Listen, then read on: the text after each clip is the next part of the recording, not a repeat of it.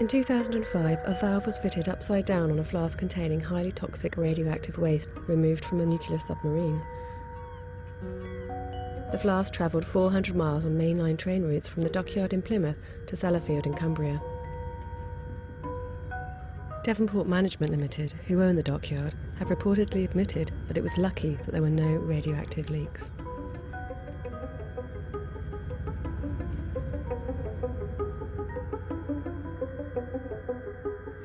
The train travels through densely populated areas, frequently 20 metres from people's homes, schools and businesses. There are over 1,000 shipments of spent nuclear fuel on our rail systems every year.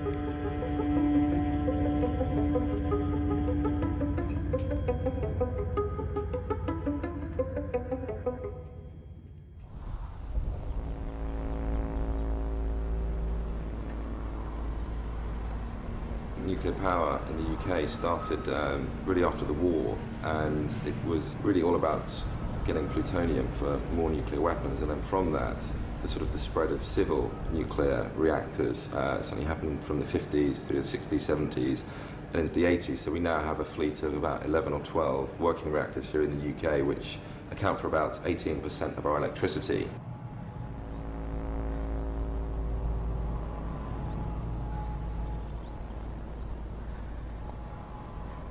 In the southwest of England, there is a nuclear power station called Hinkley Point.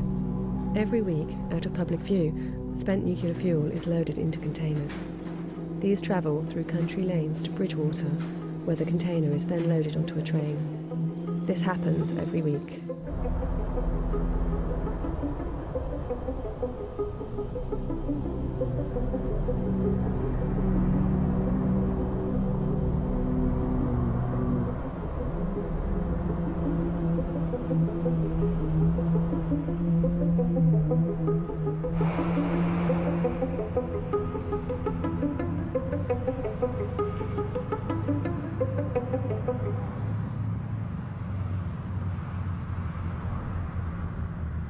The containers are tested to an international standard, and so they'll drive other trains into them, they'll drop them from a certain height and then expose them to say fire of I think about 800 degrees for half an hour. But there's no way that you can test for, say, terrorist activities or people shooting missiles at these things, and that's the real worry.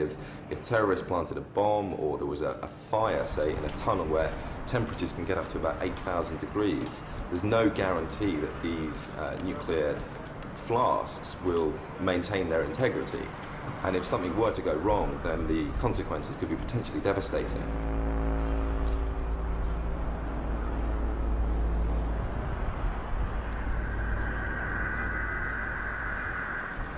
Spent nuclear fuel has been moving through our cities and countryside for over 30 years.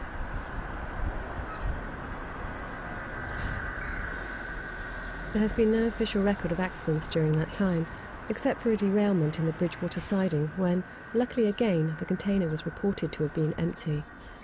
But there is an ever-present risk of human error.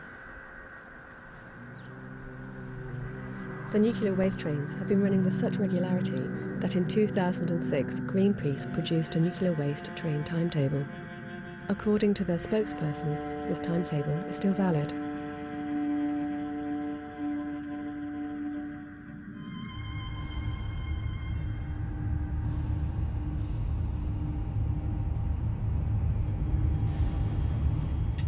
Only, I think, 5 years ago, they increased the speed of these trains from 45 miles an hour to 60.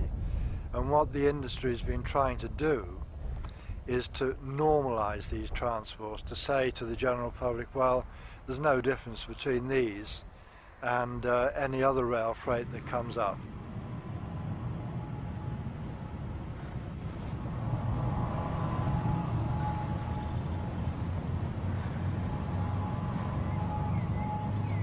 The more they can normalise it, the better they consider they are. But of course, the truth is that if one of these flasks with the reactor fuel in were to be involved in a major accident, which you cannot rule out, there would be serious consequences.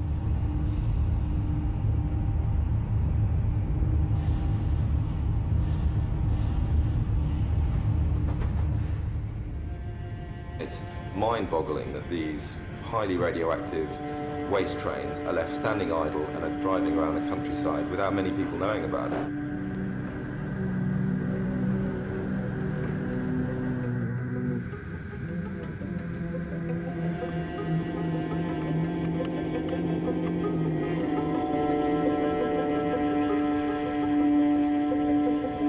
Independent research commissioned for Greenpeace showed that if there was an accident with a nuclear waste transport train in somewhere like London, it could kill up to about 8,000 people, and we estimate about 190,000 people would have to be evacuated. The plume of radioactive dust could cover 100 square kilometres, which is a phenomenal amount of land.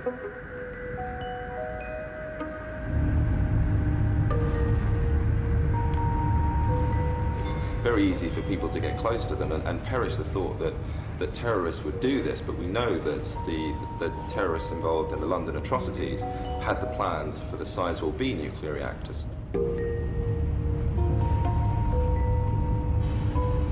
The industry has tried to downplay the seriousness of these particular consignments, in that up until, I think, about 1997, they always used to be accompanied by a guards van on the back of the train, which seemed to us a fairly sensible sort of safety precaution. They've completely abandoned that now, so the trains travel up with no guards van.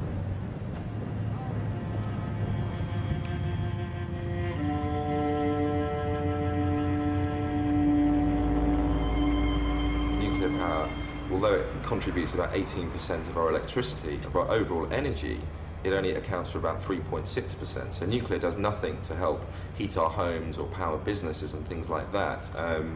You know, the government says, what are we going to do if the Russians turn off the gas taps? Well, about 6% of our gas comes from Russia. So again, it almost feels like the government is bullying people into accepting nuclear power. International nuclear watchdogs have said that the transport of nuclear waste is the most vulnerable aspect of the entire nuclear cycle when it comes to potential terrorist activities. And really, you ask any journalist worth their salt and they'll tell you how easy it is to get close to these nuclear transport trains.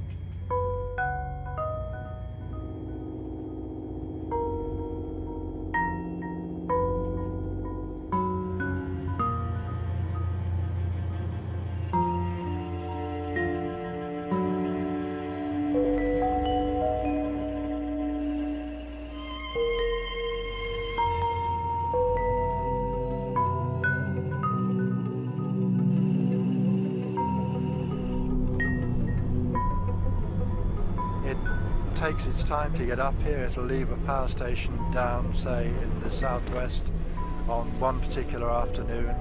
It gets parked up overnight at another particular railway sidings in the Midlands, and then it continues its journey, sometimes joined on with other consignments that have come from other power stations, and arrives here usually towards the end of the week.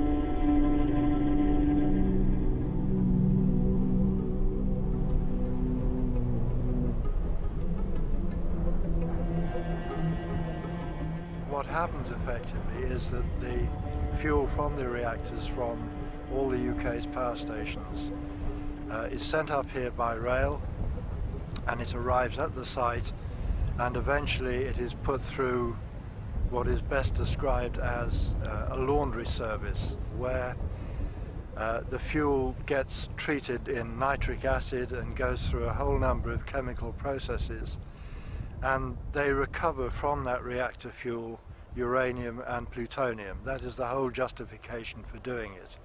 And as the industry would say, we need these materials because they can be reused again as reactor fuel. The reality is, of course, that this material is not reused, or very, very little of it.